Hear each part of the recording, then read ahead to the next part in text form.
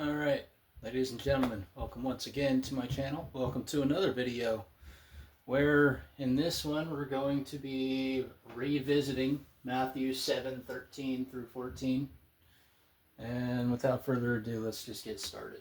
Alright, so enter by the narrow gate, for wide is the gate and broad is the way that leads to destruction, and narrow is the gate and difficult is the way which leads to life.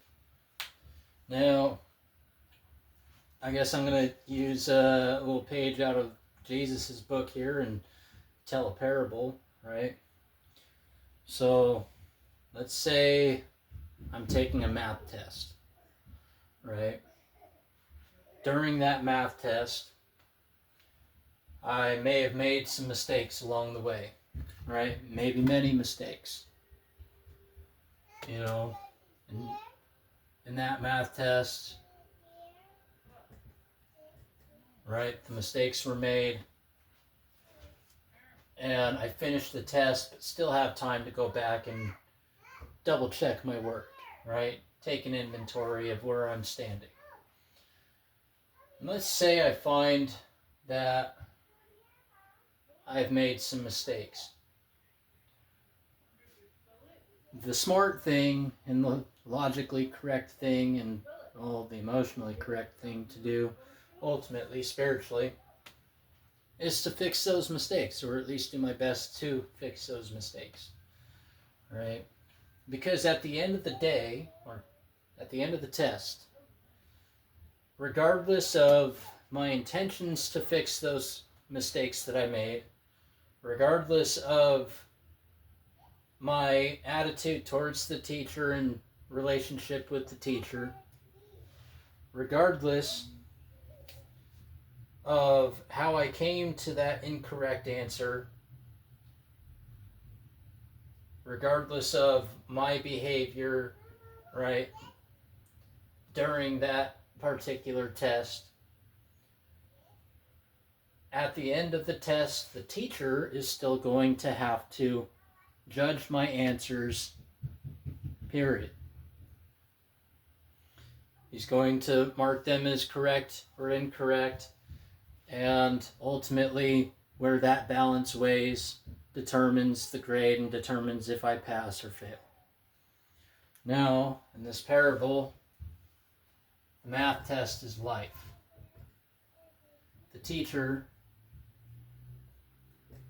is who many call Christ. I call it the spirit of nature. I also call it Christ, but that's my business. And that passing grade, the end result is whether or not I pass on into the afterlife and go forward into higher states of learning, higher states of awareness, more consciousness, deeper understanding, more wisdom, right?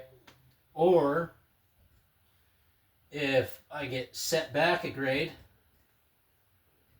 or if I have to just completely redo that class, right? But point being is, even if I meant to go back and fix those mistakes and didn't get to that, right? Even if I'm just a slacker and didn't want to do it and didn't care, even if those answers were incorrect because I just didn't understand, at the end of the test, the incorrect answer was made, right? Now, it's not to say that you're any less of a person because you got an incorrect answer, or multiple, or plenty, or all of them, right? It just means that you didn't learn the lesson. Lessons not properly learned will be repeated until they're learned. So, when it comes to all that, it's important to realize that in this life, we are to take it seriously enough to put forth effort to try and live life, to live joyfully, to live in symbiosis and balance with other people and other beings, whether they be bacteria or whether they be, bears and moose and deer, right? It's important to take our goals seriously enough to make the effort to try and accomplish them, but also not take them seriously enough to where if we get the answers incorrect, we beat ourselves up and tear ourselves down, call ourselves stupid, that sort of thing. Because there's always, well, I can't say there's another opportunity to take another test or try again. Or at least that's the message I get from life. Now, if you get yourself expelled from the school, that's a different story, I guess.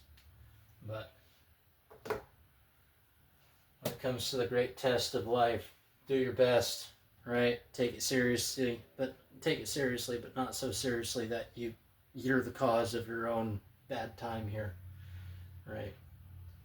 But just remember that even if your motives are good, if you get the right or if you get the wrong answer is still the wrong answer. Wrong action's wrong action, right? Regardless of your motive. Kind of touching on that again. So hopefully this made sense to you, made sense in my head. If it did to you, great. If not, hopefully you keep coming back till you get something. Later.